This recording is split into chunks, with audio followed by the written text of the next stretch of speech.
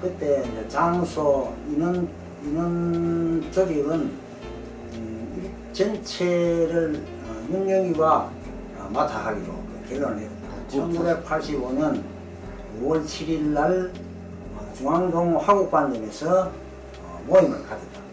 그때 모임을 가졌는데 그때 39명 모인 걸로 돼가 있는데 한 4명 빠지고 그래 40명쯤 모였는데 거기에서 이제 2층에서 임무를 하기 시작했는데 그때 이제 제일 먼저 하는 게 어떻게 취지가 어떻게 이걸 말을 하게 되었느냐 여기에서 이제 설명을 하기 시작하고 다음에 이제 그러면 총회 우리 단체 이름을 어떻게 해야 되겠느냐 그 당시에는 협회를 하면은 그걸 받아야 되기 때문에 정부의 그걸 받아야 되기 때문에 뭐라고 협의회라고 이름을 붙이자 이 처음에 결론이 났고 그래서 이름을 57문화협의회로 붙이는데 그 전에 말이 많았어요. 어떤 사람은 뭐 해방구를 하자 어떤 사람 민중문화의 뭐 동맹 동강동 중앙동 이래 거기를 하자 뭐 하여튼 지금 말하면 진보단체 이름을 많이 나왔어. 그러니까 그건 너무 가야 되겠느냐. 이래서 마지막에 이제 이걸 갖다 통일을 시킨 사람이 유산 선생인데 그렇게 하지 말고 중국에서 요새 중국에서 근대화 현대화를 이루는데 큰 역할을 하는 게 오사운동 아니냐 손문시. 그렇기 때문에 우리도 이걸 오늘이 5월 7일이기 때문에 57문화운동협의회를 하자 이름을 그래 했어요. 그래 유 선생이 정리를 해가지고 만장일치로 이름이 57문화협의회로 결정이 났습니다. 조직표를 했는데 전부 다 임원진은 1년에 한 번씩 교체하기로 해가지고 우리는 회장제를 안 하고 운영위원제를 했다고. 그래서 운영위원제가 3명의 운영위원이 그래서 선출됐는데 상임 운영위원이 요새 말하면 회장이고 그 다음에 운영위원이 이제 부회장인데 그때 상임 운영위원장이 누구가 되느냐 제1회가 윤석이고 그 다음에 상임 운영위원이 누구가 되느냐 하면은 그 다음에 임수생하고 상임 운영위원 회장이 이제 윤정규가 되고 그 다음에 임수생, 이규정, 이상계가 운영위원으로 앉아가지고 앉았다가 활동을 하다가 그때 우리가 어디서 주로 모이느냐 하면은 동강동 입구에 강곡동 입구에 보면 다선방이라는 걸 처리가 누님이 한 사람이 있었는데 이름이 너무 다선방 그때 도사진으로 간사들로 누가 있었냐 하면은 우모령이 강명아이 그 다음에 최영철이 유명성이 이런 사람들이 실무로 앉아가지고 편집도 하고 모든 걸 다 이끌어가고 우리는 이제 한 달에 한 번씩 시낭송회도 한번 하고 그때 사람 할 때는 지금 홀이 좋아 나는 홀이 저게는 급이 전통사진 되는 사람이 앉을 자리가 없어가지고 조금씩 앉고 이랬다고 처음에는 그렇게 하면서 운영되어 나가다가 첫 해는 윤영규가 상임 운영위원 회장을 할 때는 그저 조직 정비 내지 홍보에만 열을 올리고 제2회 다음 해에 제2차 상임 운영위원 할 때가 임수생이 내가 했는데 그때부터 이래가지고 뭐 책을 하나 내야 안 되겠느냐.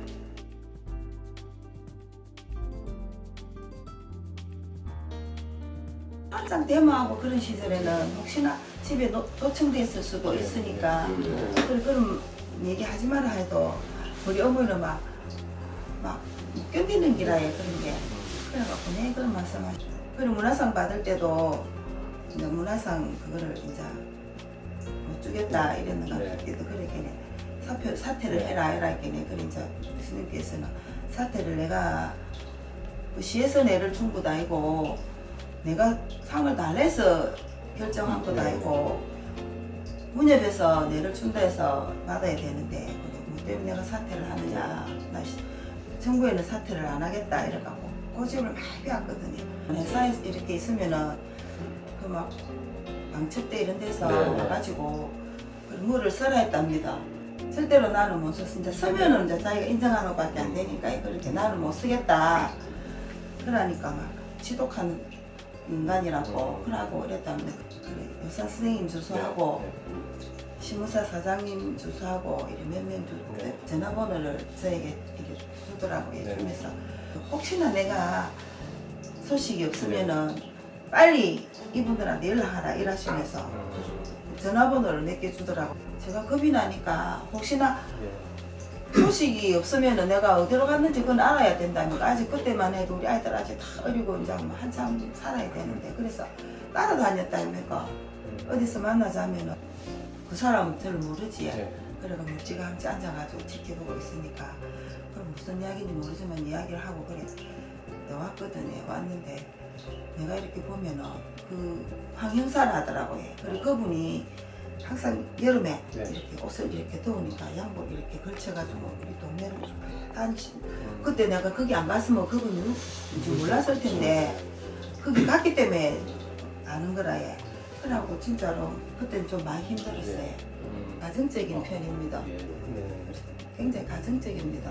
아이들 맨날 데리고 다니시고 뭐 술 안 드시고 집에 계시는 날은 항상 아이들 데리고 산이고 데리고 예, 저 멀리 뭐 자기가 뭐 운전도 못하고 하니까 저 멀리 요즘처럼 저 멀리 이래 여행을 못 가셔도 가까운데 뭐 양산이라든가 경주라든가 그런 데는 아이들 데리고 우리도 큰 딸아이가 있지만은 진짜 아빠하고 많이 다니고 그랬습니다. 시를 이래 쓰지만 저는 또 그 시에 대해서 또 잘 모르고 이러니까 그렇지만은 그래도 남편이 시를 쓰니까 읽어는 본다 아닙니까? 이해는 잘 못하더라도 그 읽는데 맨날 수작 숫는다고. 근데 지금 생각하면은 그렇게 좋아하는 술을 좀 잡숫고로 놔도 웃긴데 그렇게 해서 수작 쏜다고 맨날 제가 불만이 수작 쏟는 게 불만이었거든요. 그래 왜 불만이 가면은 집에 와서 뭐 수작 쏟고 하는 그런 거는 괜찮은데 아침에 출근을 하셔야 되는데 일하시지를 못하는 거라 예. 그래서 내가 맨날 아침만 되면은 회사에 전화해갖고 부장님 오늘 좀 늦겠습니다. 이제 부장님이 좋으신 분이라는 느낌에 항상 이제 사인을 해놓는답니다. 놓는답니다. 그게 제가 진짜 죽기보다 더 싫었어요. 근데 항상 그런 얘기를 하거든요. 시를 못 되면서는 돈도 안 되는 시를. 그래 나는 하루는 또 글을 썼는데 이렇게 보니까 시를 못하러서는 돈도 안 되는 시를 지금 좀 시를 안 쓰고 다른 일을 했으면은 떼부자가 됐을 수도 있는데 있고 남들 고생도 안 시켰을 텐데 근데 그건 제 말인 거라게 남들 고생도 안 시켰을 텐데 그런 시를 썼고 근데 술이 한 잔씩 이제 잡숫 오시면은 여보 내 시 좀 읽어줄게 이러시면서 또 막 없습니다. 그러면 저는 막 술 잡수는 그게 싫으니까 싫다 이러고 막 또 좀 뭐라 하거든요. 특히 싫다 하면서 내가 맨날 그 시 그거 뭐 나는 모르는 시 읽지 말아이라고 막 맨날 그렇게 하고 그래 맨날 그렇게 막 한평생 살다 가셨습니다.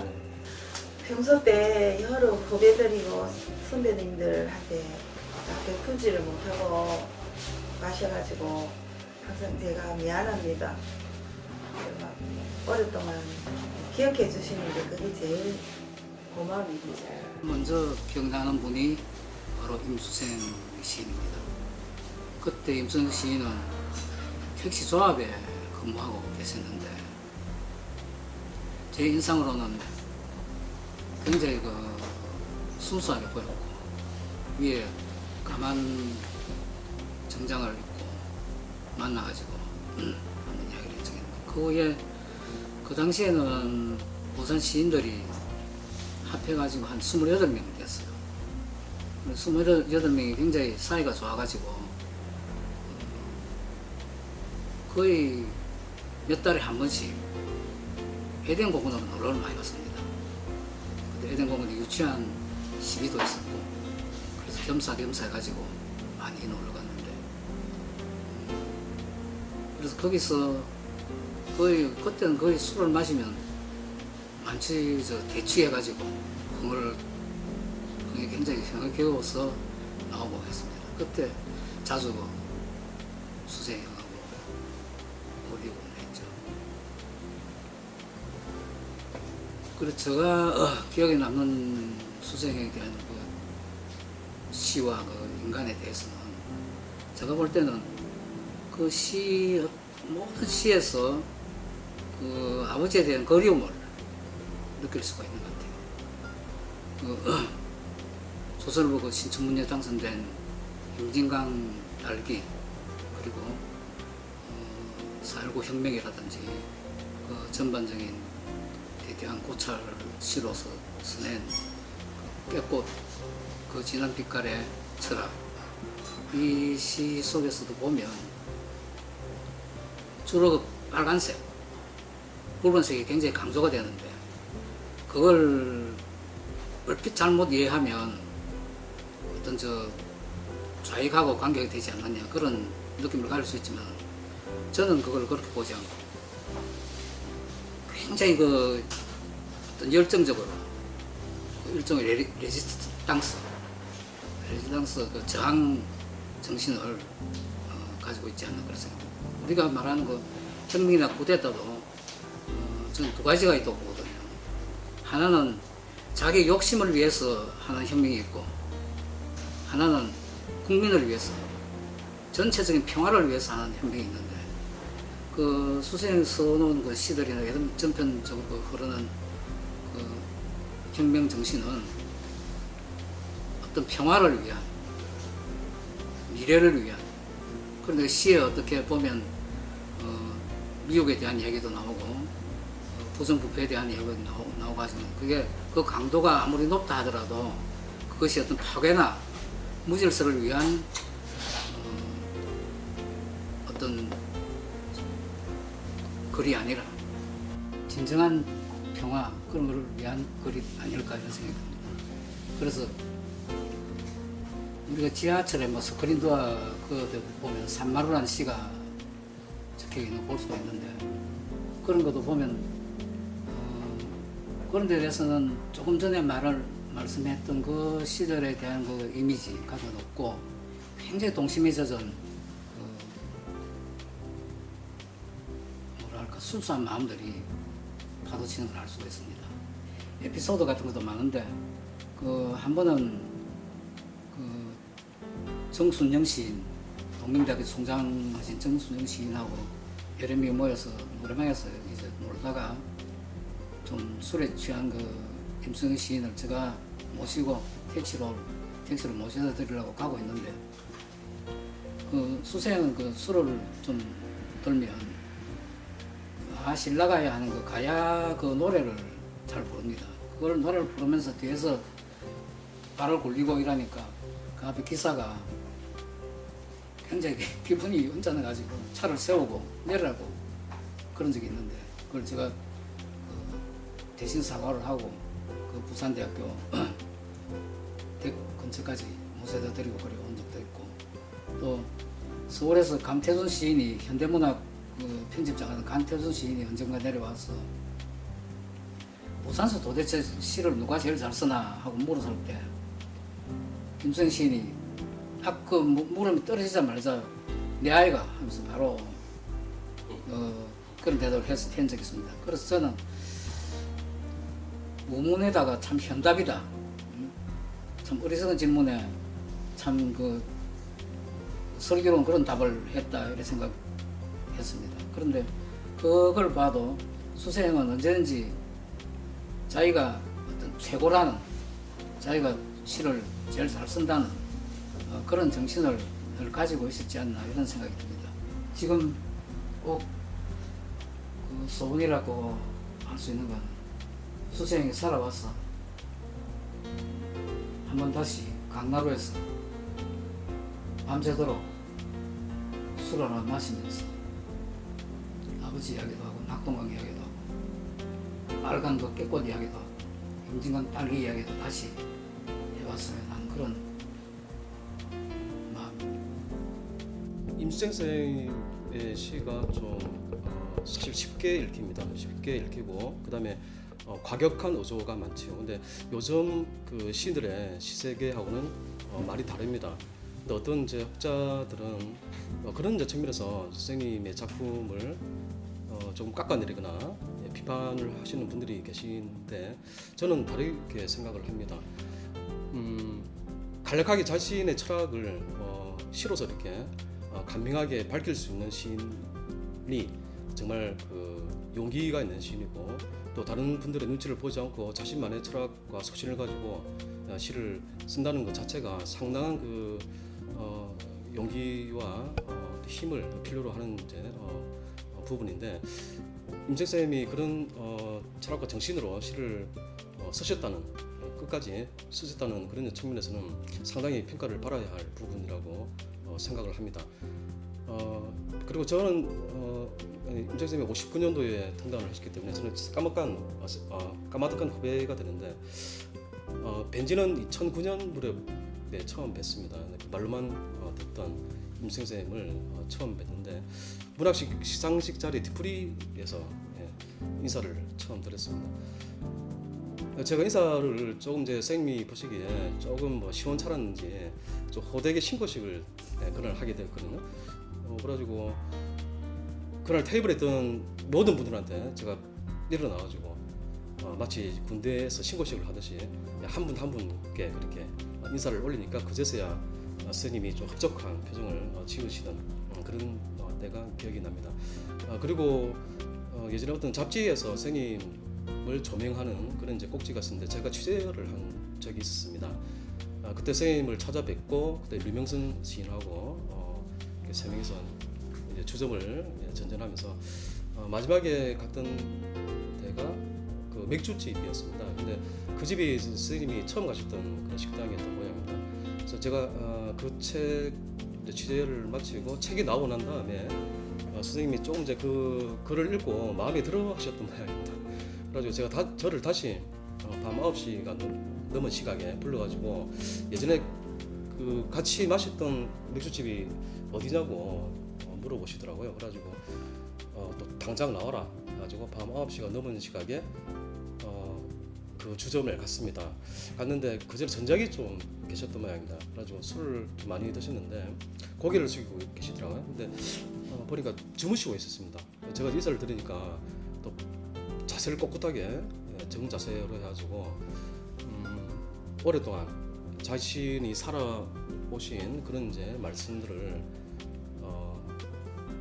제게 해주면서 어릴 때 이야기며 또 문단의 이야기며 또 자신의 시 세계에 대해서 또 자기가 쓰려고 하는 문학적인 그런 이제 부분들을 상당히 힘주어 강조하셨던 그런 이제 일화가 기억이 납니다. 선생님은 이미지가 좀 강건하신 분이죠. 꼿꼿하고 그리고 제가 이제 호된 신고식을 하고 난 다음에 상당히 선생님에 대한 이미지가 상당히 제가 좀 부정적이었습니다. 그래서 무서워했는데 점점 만나고 나서 보니까 선생님이 상당히 인정이 많으신 분이었다는 사실을 알게 되었습니다. 정도 많고 눈물도 많고 그만큼 감정이 격렬하신 그런 이제 분이었다는 반증이 되겠죠.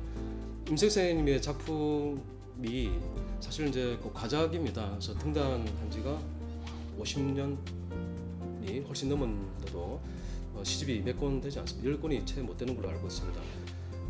그만큼 철저하게 시를 함부로 쓰지 않았고 철저한 자신의 철학을 가지고 시를 작품을 창작을 하셨던 그런 분이셨다는 그런 이제 생각이 들고요. 조금 이제 그 조명을 앞으로도 더 해야 될 것 같고 임생쌤에 대한 작품에 대한 연구도 앞으로 철저히 이루어져야 할 것이라고 생각을 합니다. 임수생 선생님하고 저하고는 이제 좀 특별한 그 인연이 있습니다.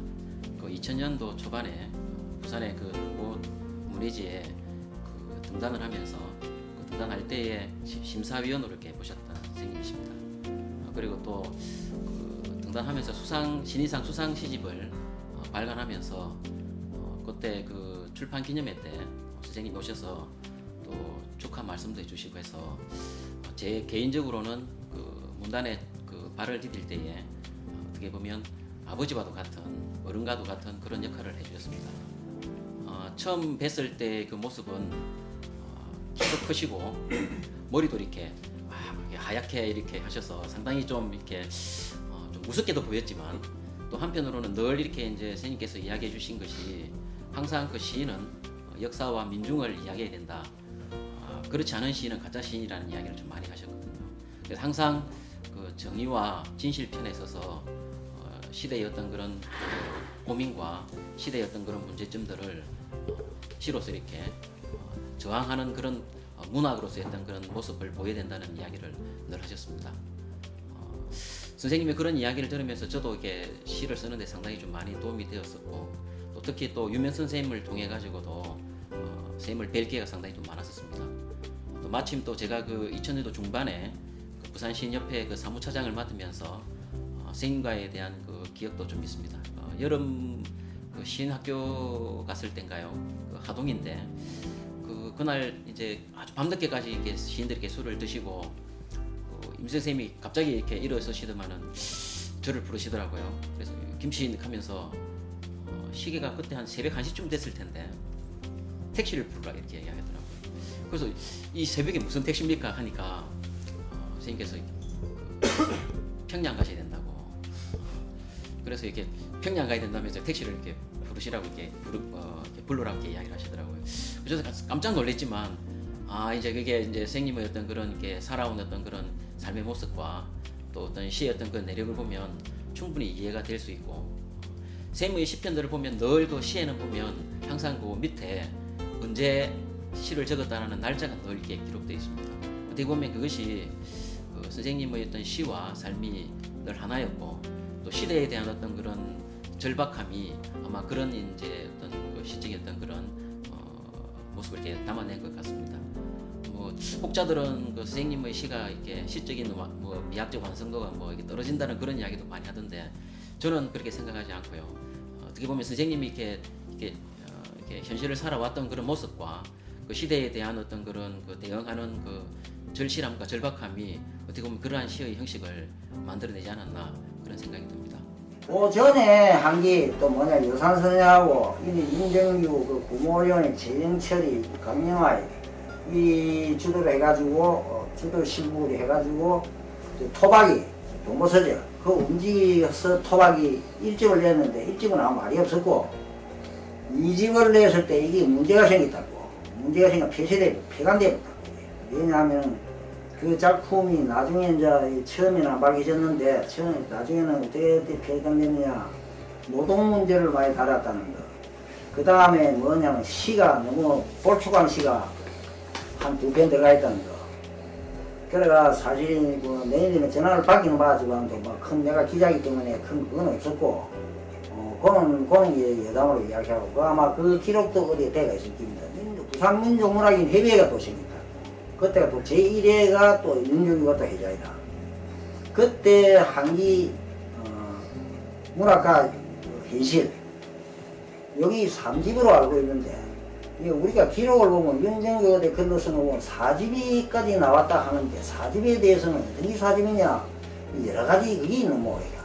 그게 끝이고 그 다음에 윤정규가 이제 부산민족문학인 협의회를 하면서 만든 또 회지가 하나 있다고. 이게 통건 12집 1대가 있다고. 박진환이 있다고. 민족을 통틀어 할 수 있는 이런 단체를 하나 만들자. 이래가지고 그때 내가 2번인가 뭐 열리실 때, 이 부산민족문학협의회 하는 게. 그래가지고 그 다 하다가 나중에는 이게 이제 서울서 생기고 나서 1년 후에 우리도 전부 다 서울의 작가회의에 좀 통합이 됐다고. 밑으로 갔다고. 자생단체 같이 운영하다가 그 당시에는 유산 선생님이 한국 문학협의회 의장을 하면서도 거기에 소속이 안 되어 있었다고. 서울에. 나중에 이제 2년 후인가 2년 후 88년도 89년도인가 그게 이제 소속이 좀 돼가지고 한국 작가회의가 전 통일이 됐다고. 그리고 부산도 그런 게 처음으로 같이 되어가지고 그래서 그때부터 활발하게 운동을 하기 시작해가지고 지금까지 이제 뭐 젊은 사람들이 와가지고 이제 많이 활성화시키긴 한다. 그 당시 역사로는 뭐 역사는 대강 알고 역사의 뿌리만 알면 되는 거지 가슴의 역사는 뭐 그 알 필요 없는 거고 그래가 이까지 이거로 나오면은 젊은 사람 힘이 얼마나 대단하다는 게 정리되어 있다. 감성적인 게 이게 많이 플러스가 되고 이래 가지고 이거 나왔는데 이번에 금년에는 30주기가 되어가 있기 때문에 여러 가지 자료가 어렵더라도 지금 저 자료를 가서는 윤정기 저 살았으면 저기 되긴데 윤정기랑 내가 싸움도 많이 하고 싸웠는데 저기 이제 전에 자료가 좀 상당히 부족하게 됐고 내가 가 있는 자료가 거의 유일한 자료가 됐고 그 다음에 젊은 사람 가 있는 자료가 그 사람들이 얼마만치 가 있는지 그건 모르겠는데 그렇게 되게 나는 또 이 회장을 하면서도 사무의 자료는 있는 것까지도 다 가 있기 때문에 그래야 되는데 이런 자료는 활용해가지고 그 다음에 한 시대 정신을 가지고 있는 후배 회장들이 그 어떻게 우리가 이제 작가의 정신을 살려나가겠느냐. 지금 문인의 배 보면 같은 문화를 해도 어떻게 허배 디비전 일을 하는 게 집들이 있다고 이제.